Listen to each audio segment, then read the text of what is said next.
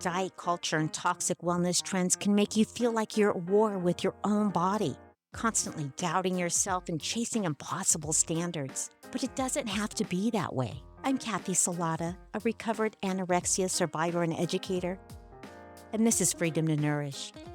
Each week, we'll have real conversations, share stories, and give you tools to finally make peace with food and respect your body. No more food rules, no more body shame, just the freedom to be yourself again. Welcome back to Freedom to Nourish, the podcast dedicated to helping you make peace with food, reclaim your body's wisdom, and live a life grounded in self-compassion and nourishment.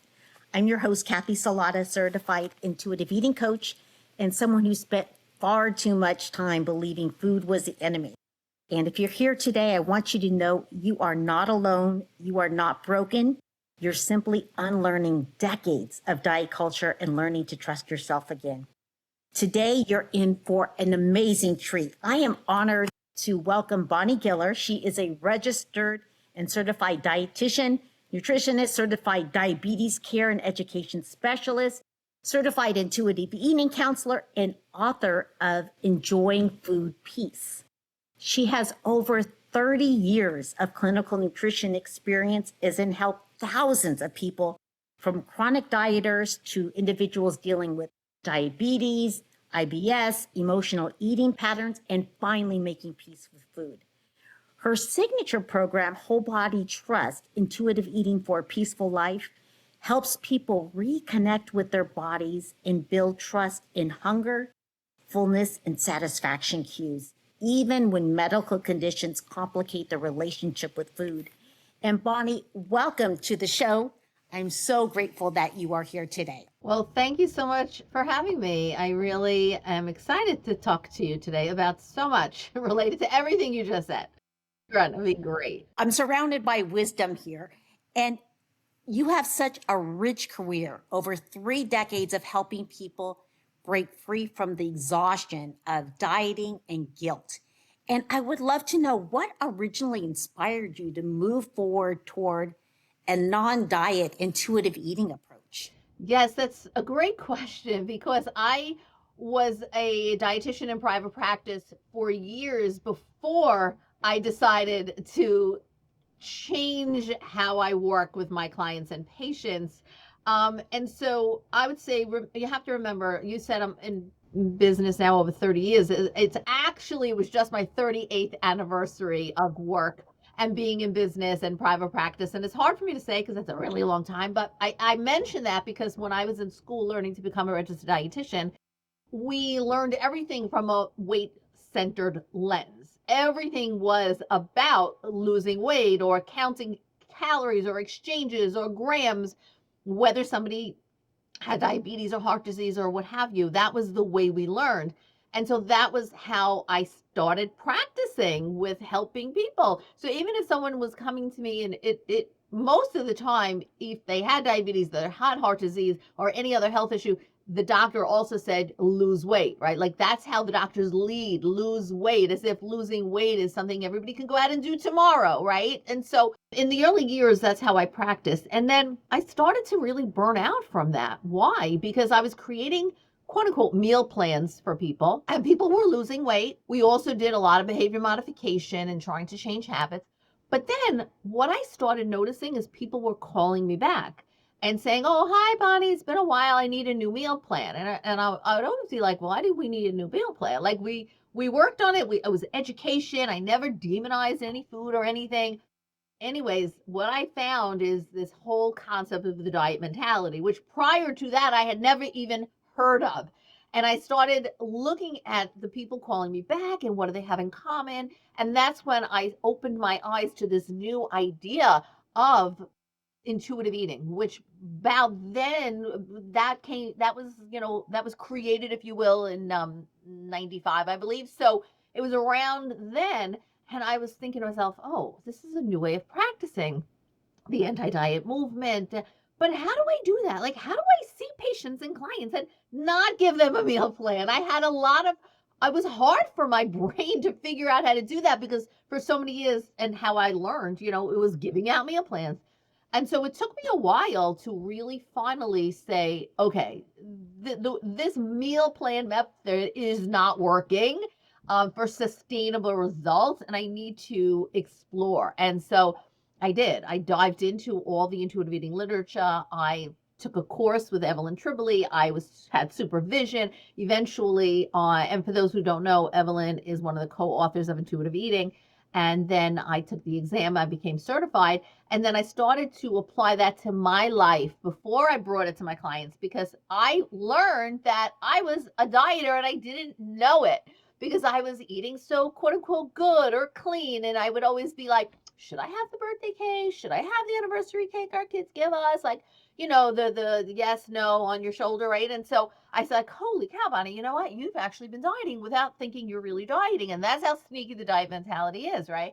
And so I applied it to my life, and that's how, after which I was like, whoa, this is freedom. This is so much peace. And I brought it to my clients. And so I stopped creating these meal plans and really help people unlearn diet culture messages and learn to trust themselves again. But I want to share one other thing, because you mentioned in the opening about medical issues and conditions.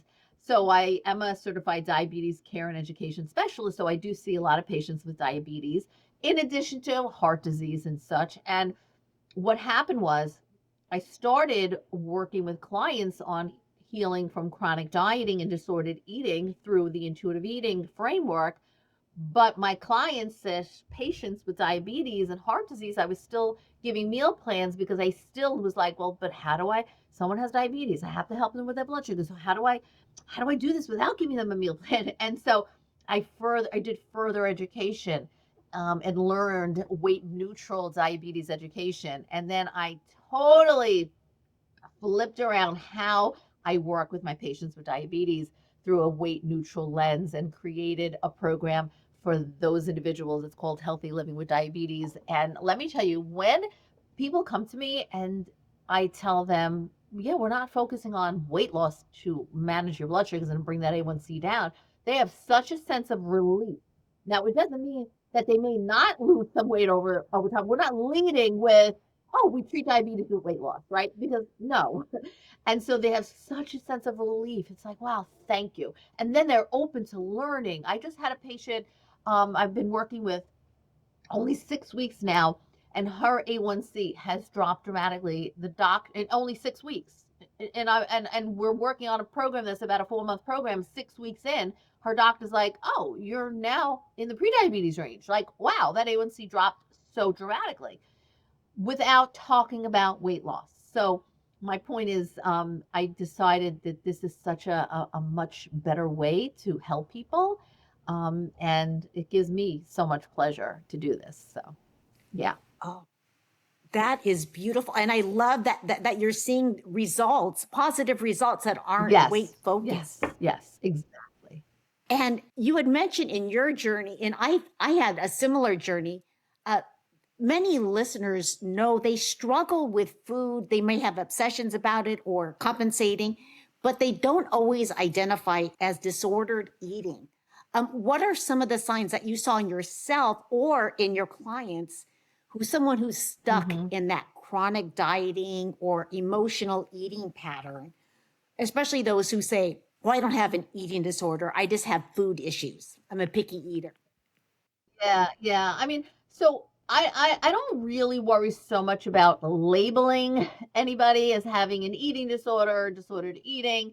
Um, Having said that, if somebody has a diagnosed eating disorder like anorexia, um, obviously they need certain care and a whole team behind them. So really what I work with people who have more disordered eating, chronic dieting, emotional eating versus a diagnosed eating disorder.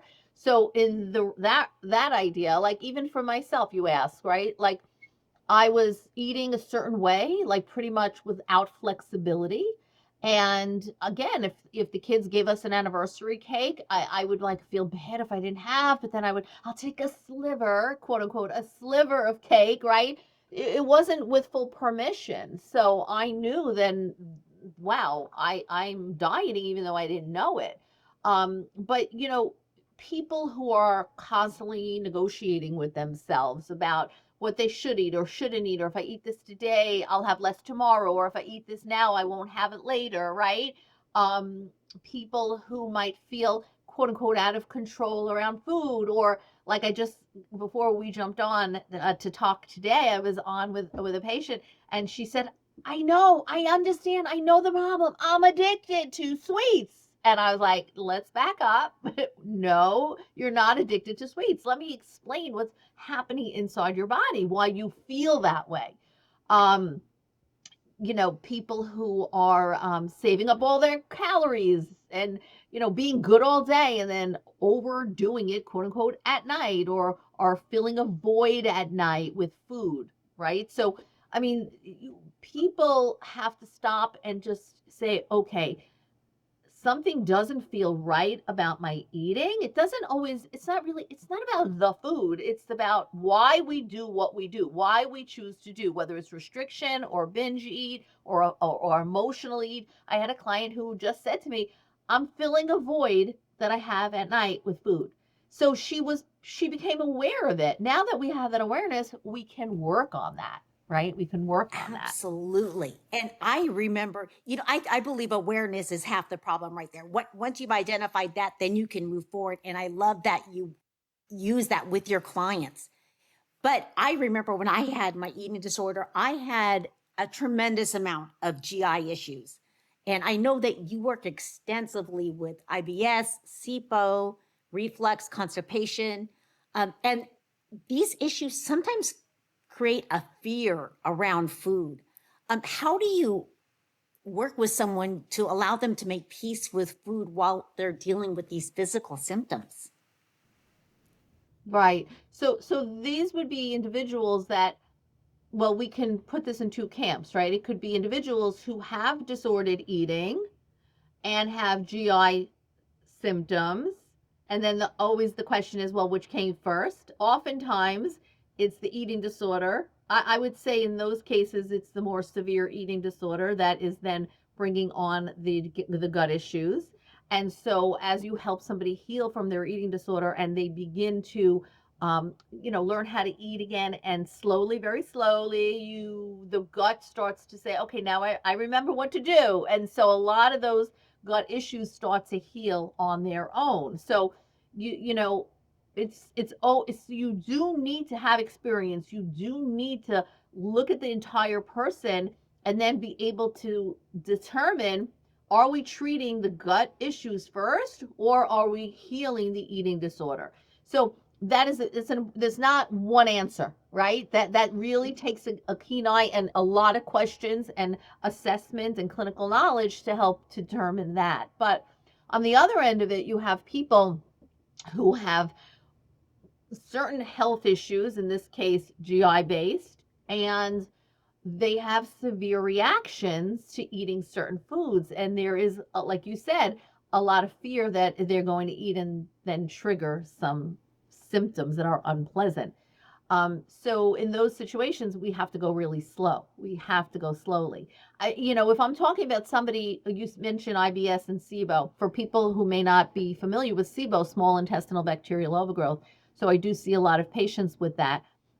If somebody does have a history of chronic dieting and they come in with IBS or SIBO, and it's not related to the first example I gave, a true eating disorder where the gut issues are kind of following that, but they in fact have a history of chronic dieting, but they happen to also have IBS or SIBO.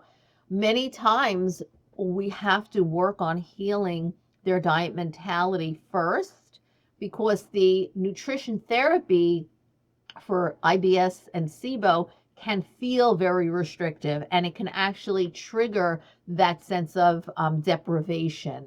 Again, case by case basis. I've worked with people from both ends. First, there was one woman I'm thinking of in particular, Liz. She was a dieter for over 40 years, and we had to work on healing her relationship with food first before we can tackle her SIBO. And it works out in the end. It does. It worked out well. I do have a new patient now I started working with. It's a very interesting case, and she has a lot of fear. So she is restricting, but not from a I want to lose weight, body image, eating, perspective. It's from some other underlying health issues I don't want to discuss right now, just in case she might be listening. But so she's got some health issues which do tend to get triggered by certain foods.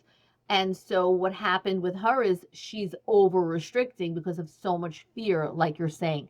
And so I'm going to be working with her very slowly, week by week. We're going to just trial different foods, and we're going to start to add back foods and see how she's doing. Obviously, foods that we know are cause her symptoms, we're not going to be adding back in.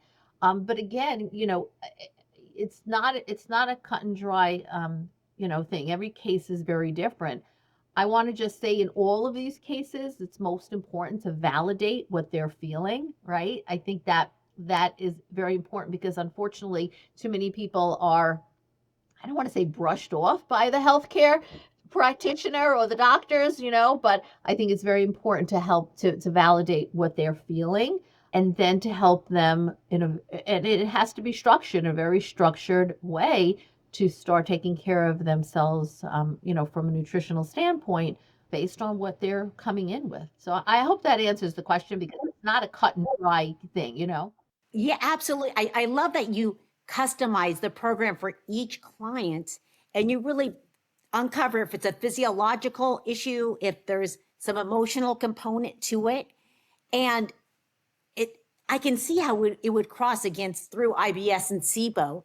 And you had mentioned earlier someone with diabetes. Mm-hmm. And I'm curious if someone had spent years because of their diabetes, counting carbs, micromanaging their blood sugar, feeling afraid around food, how do you help them reconnect with their hunger cues, their fullness cues, and just overall food satisfaction again?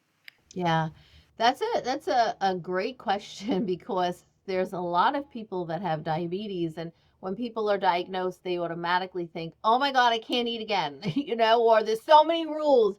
And immediately when you hear rules, what comes up? Deprivation. You're already feeling deprived. And so then when they feel deprived, well, you know how that goes, right? Restriction leads to deprivation, which ultimately leads to rebound eating. So even if someone has diabetes and they know I need to address my blood sugars, that rebound eating, it's psychological, it's physiological, it happens. And so the first thing is permission.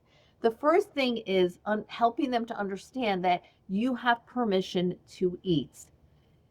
Structure is important when you have diabetes, but we use the numbers like your blood sugar numbers and such and the foods you're eating as data. It's very important because they judge themselves a lot by their blood sugar numbers, and we do not want to do that. We want to This is just data. This data is going to help inform future food decisions for you. So while there are guidelines around eating for diabetes management. Obviously, there are certain guidelines, but note the word guidelines and not rules. It's very, very important. So, structure is important so we prevent the blood sugar roller coaster, right? Highs and lows, highs and lows. But flexible structure is the key here. Flexible structure. And I think that is just really important. And helping them, and it isn't to say that they, unless they are a chronic dieter, right? And their hunger signals went silent, it isn't to say that they don't have hunger signals, but what might happen is they might feel hunger and say, oh, I can't eat yet, it's not time. But we have to, that's where I really help them to understand the different levels of hunger and what factors we want to look at to determine, okay, now it is time for me to eat. Doesn't matter that the clock's not 12, right? Or whatever.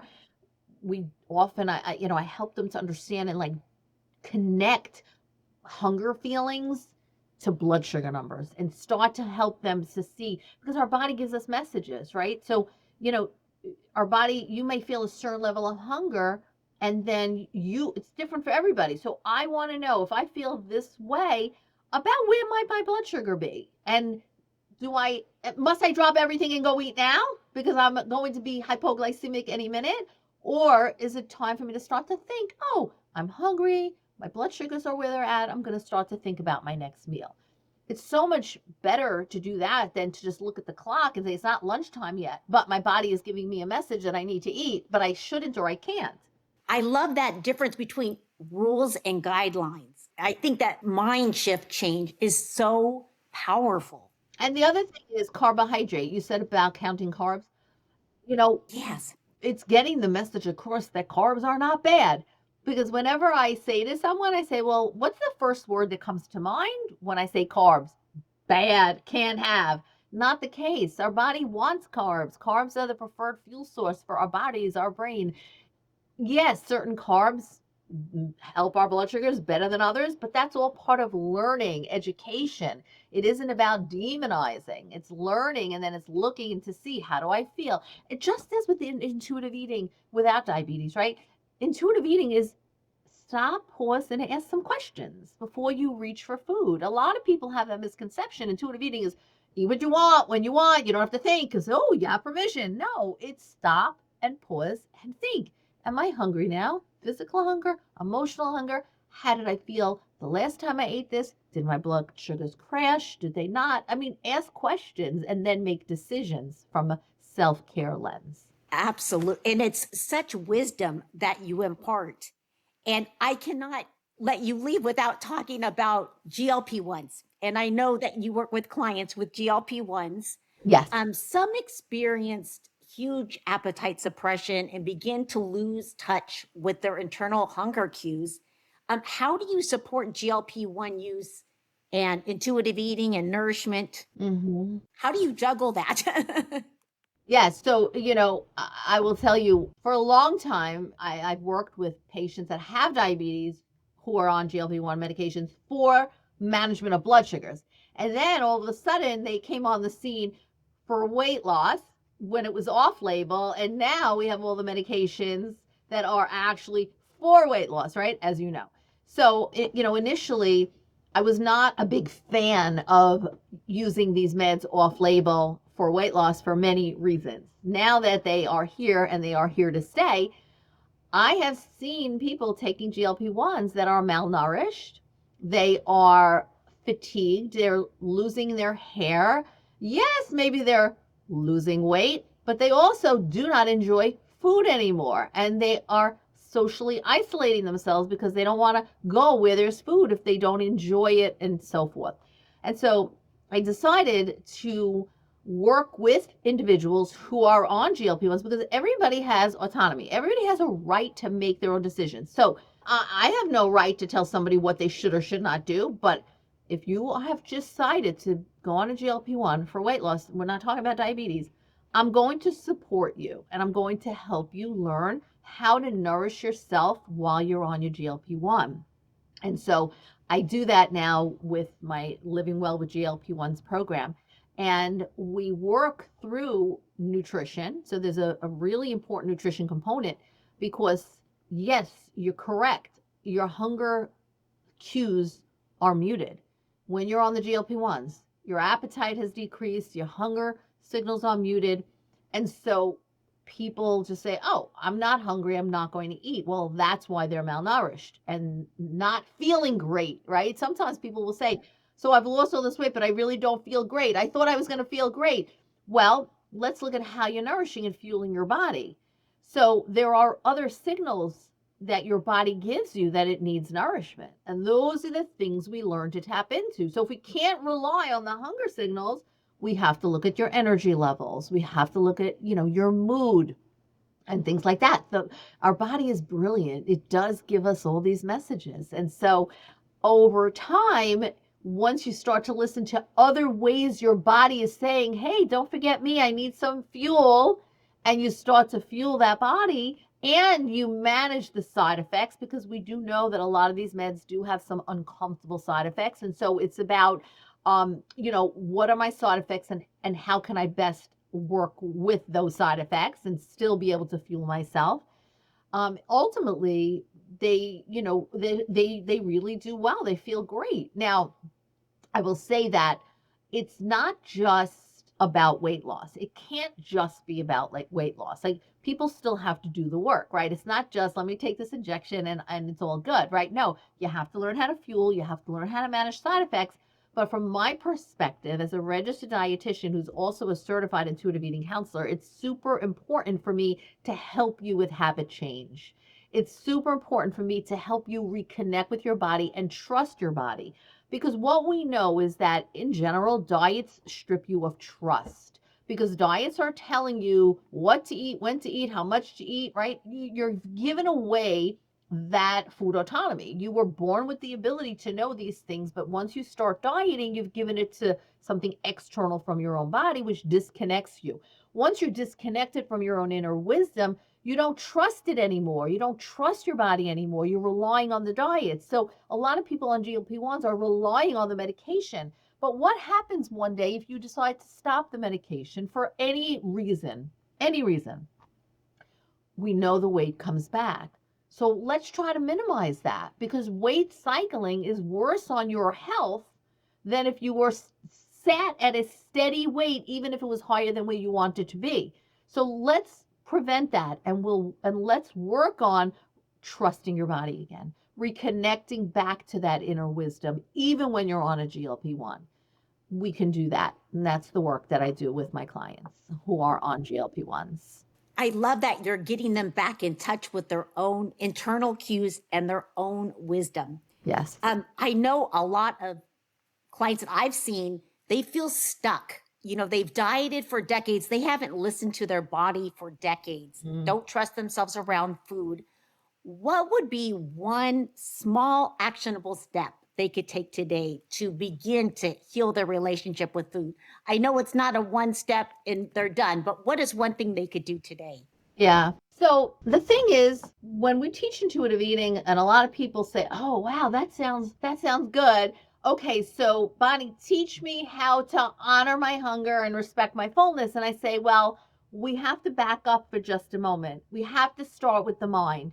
We have to start with the belief systems, your thoughts and your beliefs, and you have to start to understand the diet mentality and when it's at work.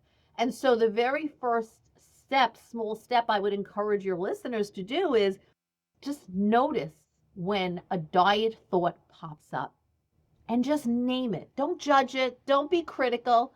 Start to recognize that food police. Start to recognize that diet voice and just say, oh, that's that diet voice. That's a diet thought. Okay. I'm not going to act on it. I do this work with my clients. Obviously, the next steps after that is to learn how to challenge it, because it's not always so easy. You can't just flick a switch off and say, oh, that's a diet thought, my diet mentality. I'm not going to think like that anymore. Okay, great. Like if it was that easy, then nobody would be in this situation. But I will say that recognizing that voice first has to be the first step. And then we learn how to challenge it, what kind of retorts to have. So ultimately, you change your mindset and you are free from dieting, the food police, and all those destructive voices in your head. So you can learn to ignite those inner signals again and begin to trust them. Oh, that is beautiful. And I'm curious, did this whole mindset inspire you to write your book, Enjoying Food Peace, or what inspired you to write that?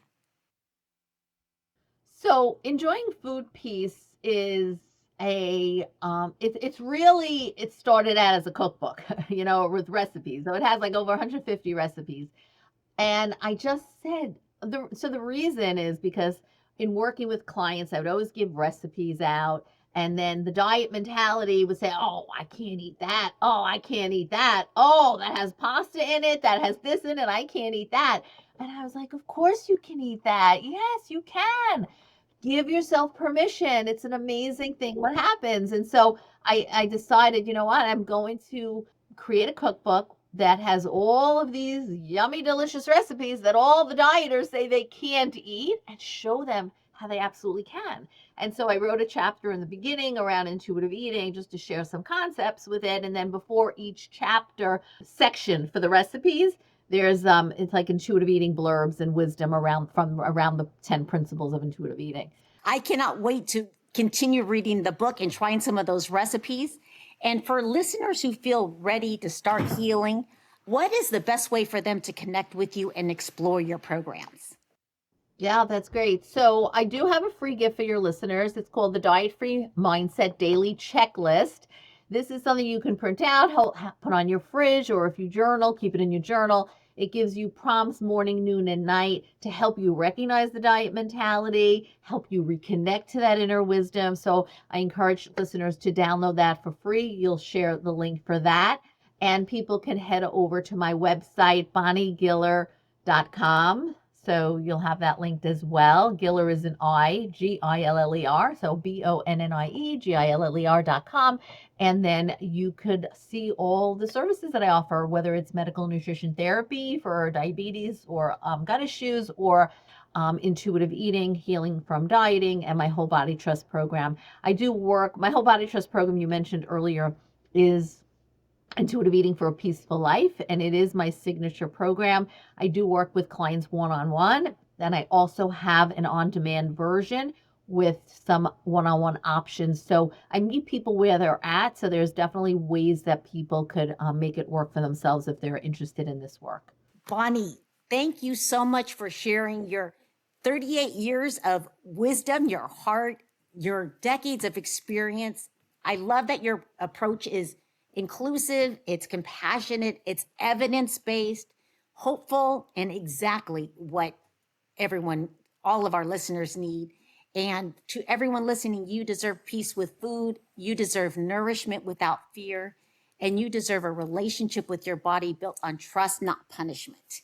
And if something in today's conversation resonated with you, please remember healing does not happen overnight, but every small act of small compassion, every moment you pause to check in with your body, every step toward curiosity instead of judgment, it all adds up. And you are worthy of a peaceful, joyful relationship with food. And thank you for joining us today. If you're ready to step into a kinder, fuller life, subscribe now and join me each week for Freedom to Nourish.